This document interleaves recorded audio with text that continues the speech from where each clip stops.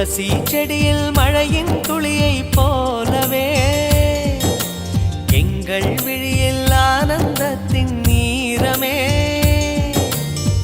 பூவில் ஓர் பாத்திரம் நாம் செய்து பார்க்கலாம்.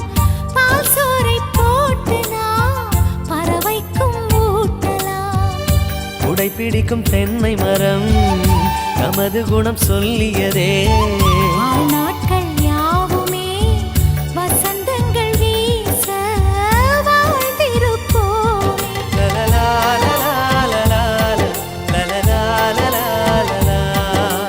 ஹாப்பி நியூ இயர் வந்ததே.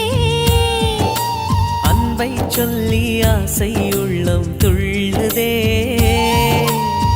சூரியகாந்தி பூ போல முகம் மாறுதே, சுகம் சேருதே.